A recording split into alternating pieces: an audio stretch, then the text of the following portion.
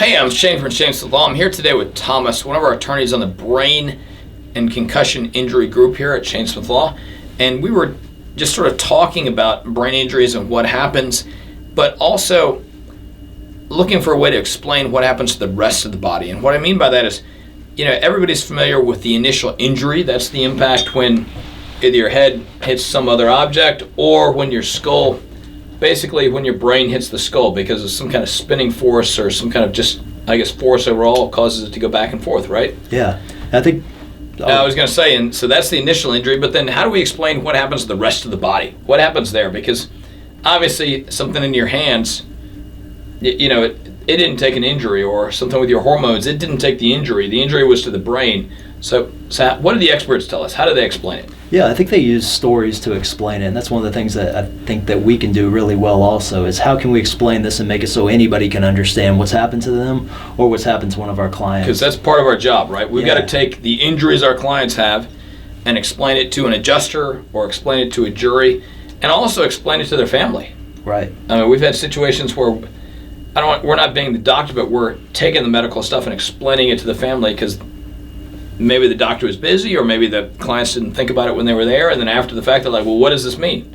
Yeah, and it's complicated. And so I think some of the stories that we can use, or one of the examples we can use is, your brain's not a computer. It's not just zeros and ones and input and output. But one of the examples that people like to use is to compare your brain to either a city or a castle. So definitely a city is obviously amazingly complex, and when I think of a city, I think of this area and then made up of millions of different people inside of the city all doing different things, and one person can do this and mess this up, and it's incredibly complex. Yeah, and if an example you could use, and one I use explaining it to my clients a lot, is imagine there's a tornado that drops down in the heart of Charlotte. You're going to have the initial damage from what that tornado does, and then you're going to be finding trash cans 3 blocks away, your dog's up in the tree, your cat's over. There's going to be things that it takes you some time to figure out what happened. And I mean, even like, the tornado damages this area, but then also you have infrastructure failures and things that happen in other parts of the city based on what happens here, or even just transportation, right? Because if one highway is torn all up, everybody's got a detour, which creates other problems. Exactly. If that windstorm or that tornado came down and severed the power lines, right? Okay. You're going to have blackouts in some areas, power surges in some of the other areas. This would represent the disruption of the electrical impulses that happen in your brain. So you have tornado come down, blow things around, rip power lines. Just in this area, but it impacts blackouts maybe miles away, right? Yeah, so maybe you're getting sensations in parts of your body here, or you're having certain different emotional imbalances. There's lots of different things that could go wrong from the electrical. And it sounds, you talk about it, electrical and then emotional and everything else. Sometimes it's unexpected stuff too, right? I mean, power goes out. I don't think about the fact that, I'm going to date myself here, but my VCR used to have to be reprogrammed, or my DVD, you got to go fix all the clocks in your house, right? Yeah, I mean, you don't expect that. Once the AC comes up, you're like, okay, it's all better, but it's not really. Right, yeah. And another example would be, in that city, let's say a water pipe gets damaged. Okay. All of a sudden you've got flooding all throughout the city, or in other areas, there's not any water going there. These could be, cerebral edema, bruising or swelling or inflammation. These things kind of come in and, create impacts in the city that, that excess of fluids in your brain might create intracranial pressure that leads to pain, later on down the line, not necessarily within the first couple days of the collision, but could be within, but it could also be a little bit later down the road. So you could think it's all getting better, but then that inflammation damaged something else, and as soon as it starts, we think, getting better, then we figure out there's a problem here, which creates other issues. Right, things just continue to multiply and build on each other. Another example would be, if gas lines are rupturing, you've got fires spreading from block to block. That could be, lined up in terms of the inflammatory response in your brain, and where the immune system comes in to repair what's gone wrong here. It might inadvertently harm healthy cells. So fire does not discriminate, neither does the inflammatory response at times. So it sounds like the experts are telling us that they use a bunch of different analogies inside of the city from the one tornado windstorm, right? They power out, electricity out, water out, all these things, which is, if you sort of think about it, like the brain is incredibly complex, and the initial injury can create a whole bunch of different types of injuries throughout, right? That Right. cascade effect. Ripple effect all throughout. Even you think about the city's communication network. A tornado comes, you have the loud sirens, or you can hear different announcements about things that are going on. That could be mirroring what happens in your brain with a diffuse axonal injury. That's where you're having the connections between the neurons in your brain, which are the communication lines, those are getting severed, and that disrupts the flow of information throughout the city or throughout the body. Wow. Okay. That could lead to cognitive, behavioral impairments, anything that's imaginable. And as we're talking about this, it sounds like it's mostly physical stuff, but same analogies work for the emotional and mental stuff as well? Yeah, absolutely. In terms of the emotional aspect, these could all, different parts of the brain correspond with different actions, with different emotional regulatory response to your ability to control emotions. If you're irritable, if you're having mood swings, personality changes even. Can you look at where the initial injury is and know, like, hey, these are all the symptoms that are going to pop up for you? Or is it like you just can't there's an injury and we know that's going to be there, but we don't know everything it's going to impact? Yeah, I think there are definitely some patterns that can recur in terms of motor vehicle accidents and where you'll see certain areas of the brain be impacted more than others. A lot depends on the mechanism of the injury, though. Are you having just a sudden acceleration, deceleration? Are you having a spin where the brain's starting to almost kind of twist inside your head while your body moves? Those different things can impact and kind of line up and be something that the experts can look at the diagnostics to say, okay, we know this is how the accident happened, and we see this area damaged on the brain, and we know that gets damaged in these specific types of motion. That Got you. So they can sort of narrow it down, but obviously it's not a perfect science, is what you're saying. Not a perfect, because every brain is different in some sense. We're all different people. Yeah. Now, when you say an acceleration, deceleration, that is primarily what, like a rear end collision? You get hit from behind, so the brain accelerates, then it decelerates, or the head does? Yeah, and it could be one or the other too. It could just be like a rapid acceleration and then a stop. You don't have to have acceleration and then deceleration, but I guess they do kind of go together. Yeah, so you could have just a. But it's just impact. A one impact as opposed to a forward and backward kind of thing. Right. And is the spin normally, when you talk about that shearing or the spinning of the brain, is that usually like if I was hit from the side like a T-bone, or is it if I was looking one direction or the other? Is that when that normally comes up the most? I think you would probably see it the most as if it was a T-bone that happened either at the front of the car or the back of the car, and then that sends it off into a spin, almost like when you're stuck in the teacups with your kid at Disney World and you don't want to be there. Yeah, right. Almost like that kind of spin. At least I don't want to be there. Gotcha. I can understand that. So that sort of puts on how it happens. Yeah. Or how those injuries occur the most. And you said the experts then... So when the experts happen, they can look at how the accident occurred and sort of, I don't want to say guesstimate, but I mean narrow down where they think the injuries are going to take place. Then they look at the imaging that shows, yes, these are the areas that are affected. Then that sort of leads to what treatment they would expect. Yeah, I think what's going to happen at first is, you get kind of an initial, a specialist, somebody who's trained in looking at brains. You want them to be looking at it. You don't want your primary care doctor necessarily, or an orthopedic doctor. You want somebody who's been trained on looking at brains, and then they are going to get your symptoms and move from there to saying we should probably do some more advanced diagnostics on this to figure out what's going on. And then, there are experts who can do a full fluid map of the inside of your brain, essentially. Diffusion tensor imaging is what it's called, where they're charting the water flow through your brain. Yeah, the water flow. Yeah. So our brains, like the oceans, like 95% water or whatever it is, our brains are largely water. Okay. So this advanced diagnostics, DTI, diffusion tensor imaging, came out, FDA available 3 to 5 years ago.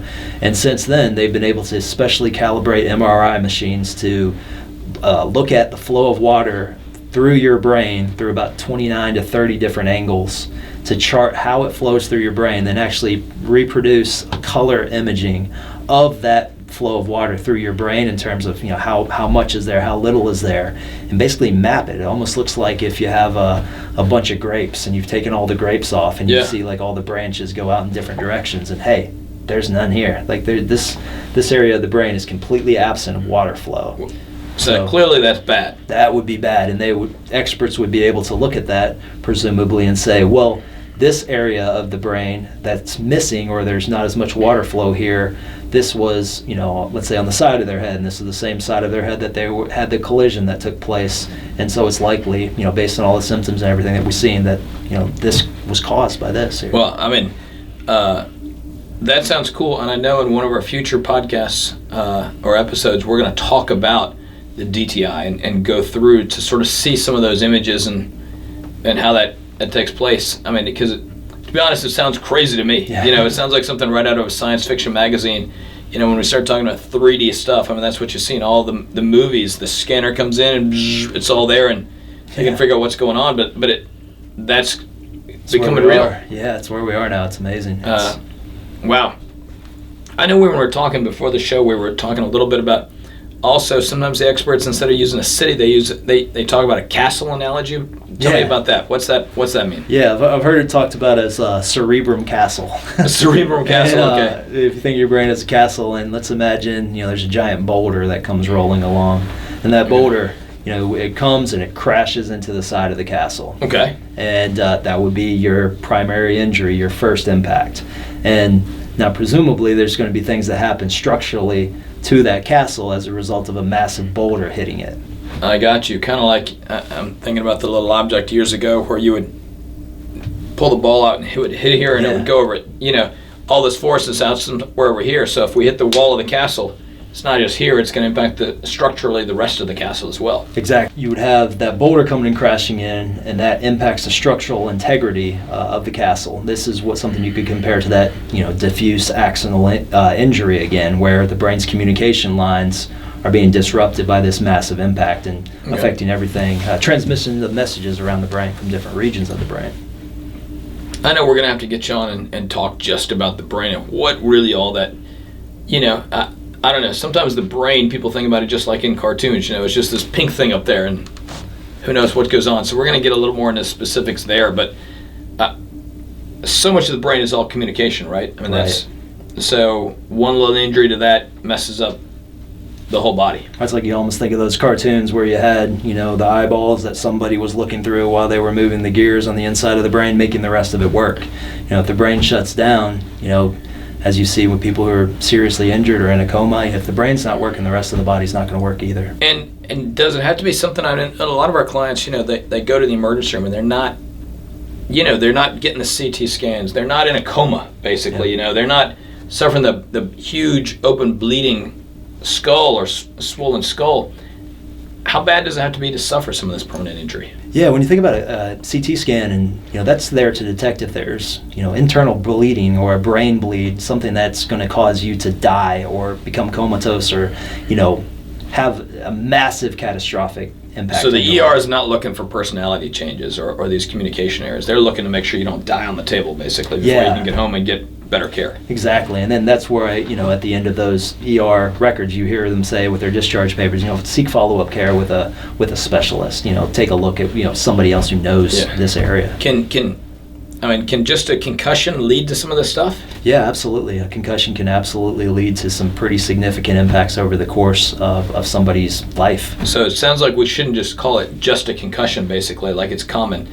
Because, I think about boxers and stuff like that, or football players. I mean, there's been huge studies in football in the last several years about concussions and the impact of concussions, and that might be something to dig into later on. Yeah. I mean, a concussion, I tell our clients, you may have had a concussion, but a concussion is a traumatic brain injury. It's it may be a mild traumatic brain injury, but it's a traumatic brain injury nonetheless. We can't let that label get us away from the fact that there's been trauma to the brain. I was going to say mild makes me think it's not bad, but... Right. Mild can have some of the worst impacts that you might have. You might have a more moderate or kind of severe brain injury that causes a lot in terms of the direct injury, but in terms of what happens later on down the road, it might be something that might seem lesser to you and I that causes some of the worst impacts. Just depending on exactly where it injured and what part. Because I know with John the other day, we pulled up a picture of the brain and we were looking at it, and some of those areas that control certain important functions are pretty small. Yeah.